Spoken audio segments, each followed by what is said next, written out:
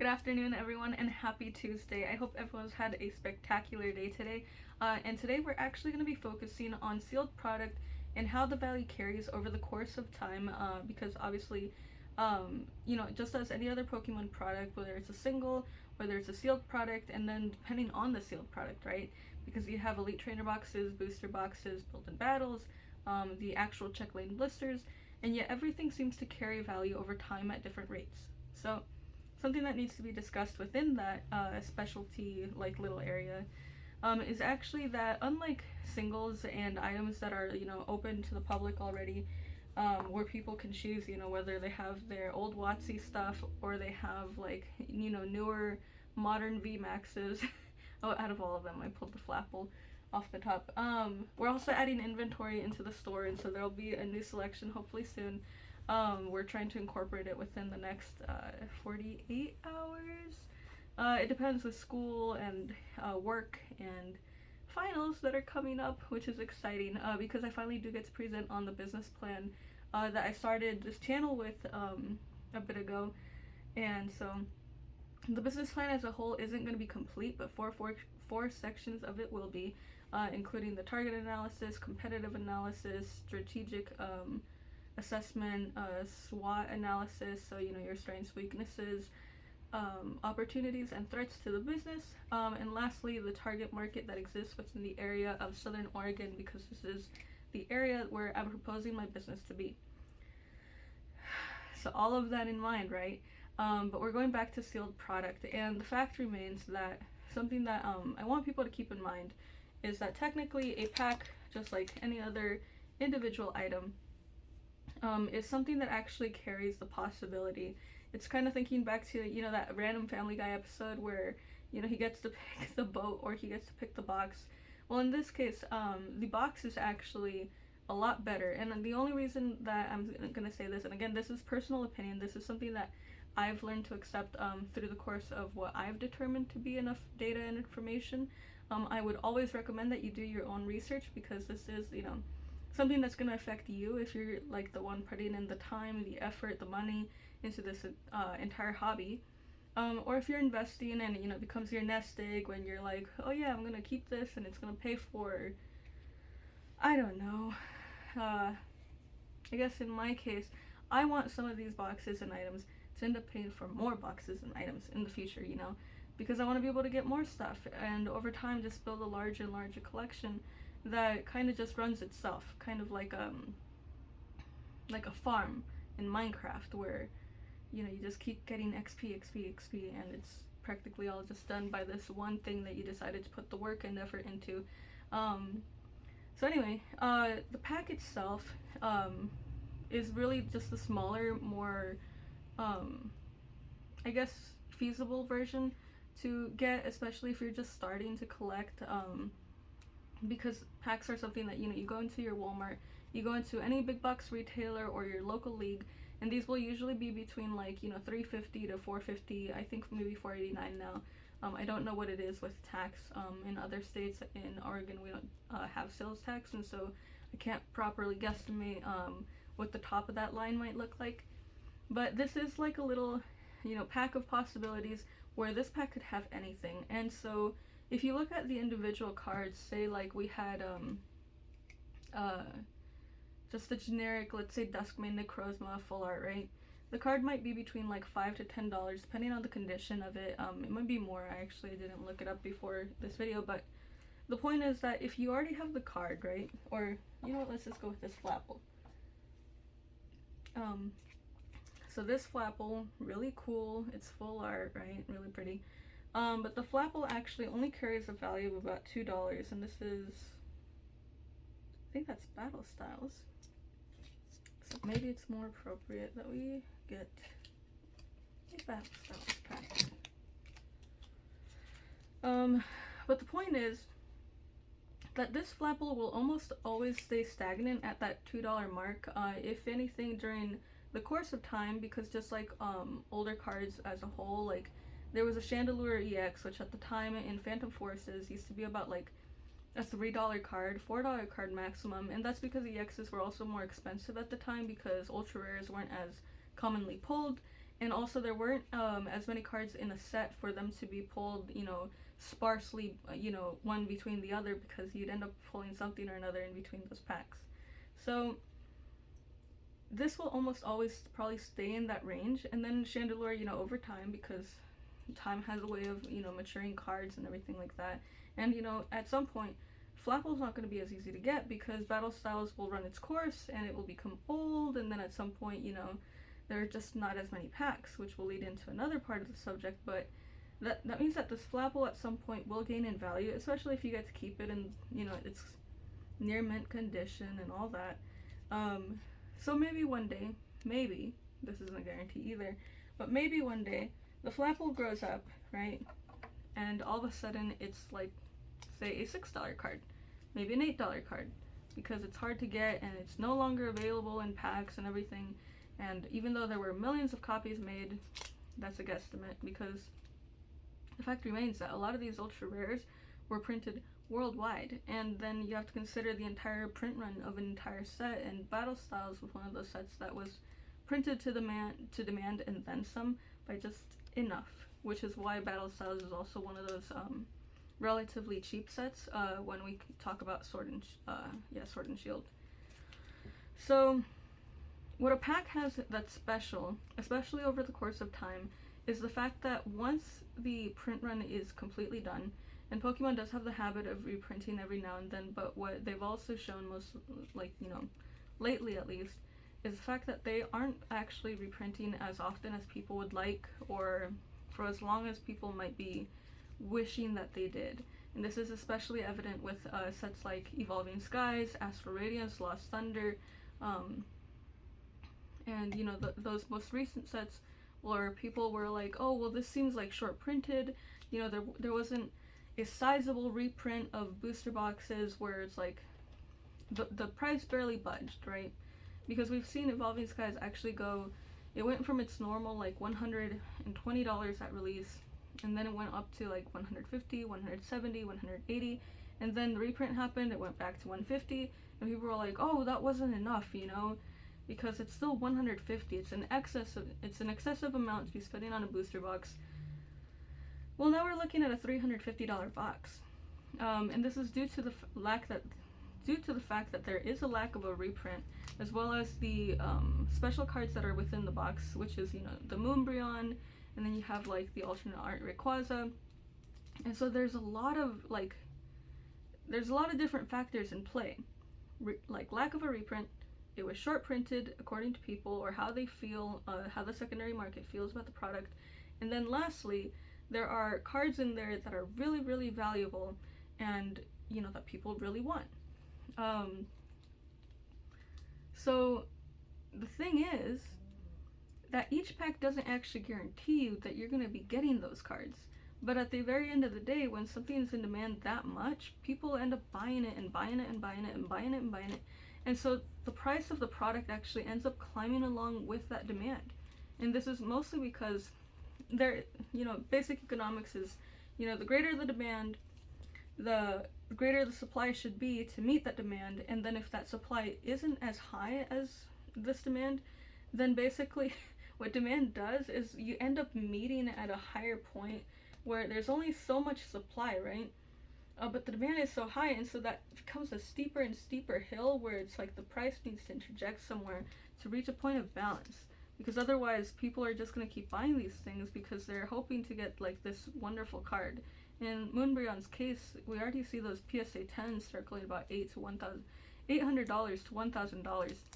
And so that's an insane price for one card that might be in a box. And so we're currently seeing Evolving Skies boxes at like $350. I think it was $369 for the lowest person who had feedback, because there's a lot of people who have posted on TCG Player, but they're selling like 36 pack lots of like single packs and then, you know, shipping it all together, or they have zero feedback and then it's like, yeah, I'm offering it for $314 and blah blah blah, but it's like you've never sold anything before, so it's a little sketchy. So the thing to remember with a sealed product is that over time, because people want these cards that are inside them, it doesn't really matter what you do, you can't, as secondary consumers, as people who are buying on the secondary market, if you're done buying at the retail store, because the retail store already moved on, right?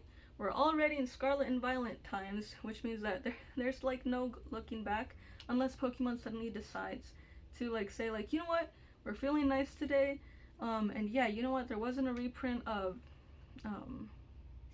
let's say, Crown Zenith, because that one's the specialty set that just came out, right? So maybe Pokemon's feeling nice and they're like, you know what, let's reprint another set of Elite Trainer boxes of Crown Zenith. It's an easy enough item to print out. It'll fulfill the demand of many customers because it has 10 packs in a box. So it's a very easy item to pick, you know? So say they make a reprint. Well, say they make another one even, right? 3 reprints of 1 box. So cool beans. The only thing is that at some point, since people are still opening, a good portion of the market that ends up buying these items at retail stores will end up opening them, whether it's, kids or just general collectors. And the more that they open it, the less of a population that there is of these, individual packs. It actually just makes me think of shares, because to a point, this is something like that, where a company could decide to, issue, say, 2,000 shares, and that's cool and all. And so people might buy, the 2,000 shares at release, blah, blah, blah, and say at release, the shares are like $4 shares, right? $4 shares.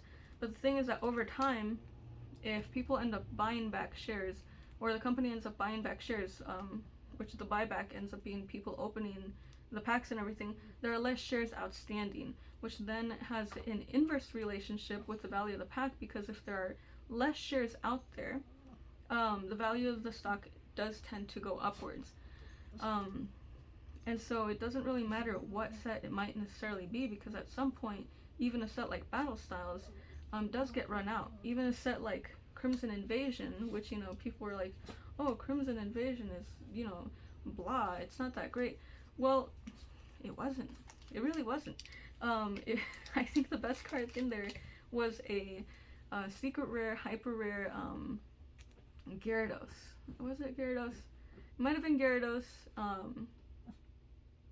know Buzzwole for sure, but Buzzwole isn't that popular if you really think about it, It was great during Standard at the time, but over time it's pretty much like Gyarados is carrying this set and its value to a point, and, it depends on whether the buyer wants that or not. So the pack art is actually really nice to look at. After years, it's nice, sorry. It's also the pack feel. Anyway, but even a set like this has actually started growing. If you look on TCG Player, has actually started going up to $4 to $5. And yes, it took since. Let's look at the date on this thing. Wherever it might be, if we can see it in here.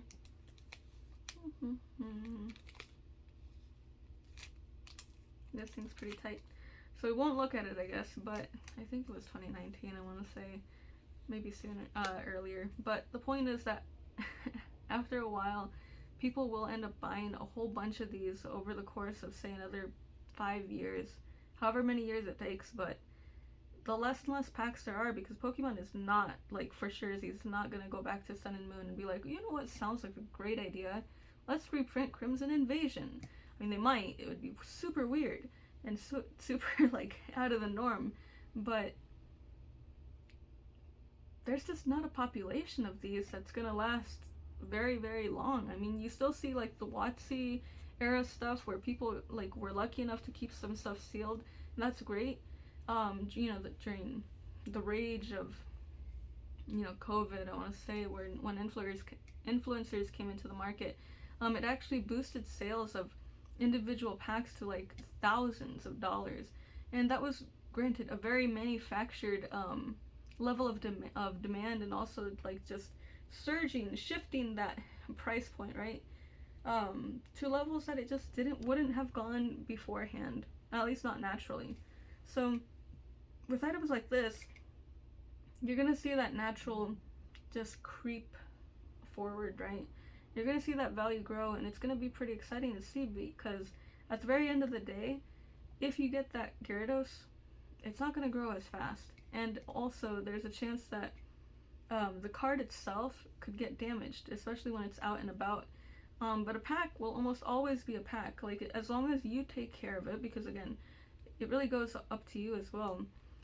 It's your job to take care of something like this. It's your job to make sure that something like this doesn't get, it doesn't get wet. And it's not in a room that's, not temperature controlled. Like, this room specifically is temperature controlled. I make sure that, I secure it with cameras. I put in my due diligence to make sure that everything that I have is always taken care of. Because that's as much control as I can have over something that I have worked for. And that's what I'd suggest for people to do for their own, because at the end of the day, this is an unregistered asset. This is something that is full of liabilities that, it could be theft, it could be flooding, it could be fire, it could be earthquake, it could be, name a disaster. It could even be a human thing, which, again, back to theft. But the point is that at some point, this could go away because of natural things, and or because, random child comes into the room and it's like, oh my god, Pokemon galore, opens everything, right? And then it's like all they've got is singles at that point. And then whether or not, they play with them, which again is a total possibility, because I look at things and I try to take care of them, because for me this is an investment. For me this is something that I love and that I take care of, because that's just what I do. But that might not be the same for everyone, And so everyone has their own singular experiences, but something that I just wanted to, I guess, ring through and like try to focus on, at least, so people could sort of get it, or have another side of the context, right, that maybe you might not have, is that these packs do grow in value, and it is determined by a series of things, like, well, a series of factors, like, again, the cards inside, and whether or not they're special, like whether or not they're even popular, because most sets, like the Celebrations, Hidden Fates, Burning Shadows, Shining Legends, actually Shining Legends only had Mew and Mewtwo, I don't think it had Charizard, but Dragon Majesty and such, they have Charizards, they have, really nice shiny cards, or they were like cards that changed something, right, that give you a unique new twist to the Pokemon trading card game. And like in Hidden Fates, that's like the first time that shiny full art Pokemon were introduced. In Celebrations, it was a callback to generations of Pokemon cards, and their artworks. And so doing that, like, it wasn't just evolutions where everything was just like base set and almost, well, again, it was a reprint of base set, but it was a reprint of Gold Stars, it was a reprint of Delta Species, it was a reprint of the base set influences and other WotC cards inside of there. It was a set that reintroduced a Shining Mew as a full art gold card. It was special in every way possible, and it made sure to make that clear to everyone. So it's sets like those that will have that extra boost, past Crimson Invasion, which is, growing at its little granny pace, and it's growing, that extra dollar every 3 to 4 years. Maybe one day, there's just a random bounce, right, where people decide, you know what, Crimson Invasion is super cool now, or something in there magically became really good and expanded, so, an extra little bit of push for it to grow on its own. But I hope this helps. I hope this at least gives you something else to think about when you're thinking about collecting sealed product. Again, I know very little about everything, kind of, I'd like to make sure to reassure you guys that I do know enough from my time collecting since 2010, but at the same time, not enough to make your decisions, because at the end of the day, you know your situation best, you know how you handle everything in your life, and all I can do is try to help here and there, okay? So I hope you have a spectacular week, and I will see you guys on another day, because I need to call it a day for me. So have a good night, take care, and subscribe if you'd like. Bye.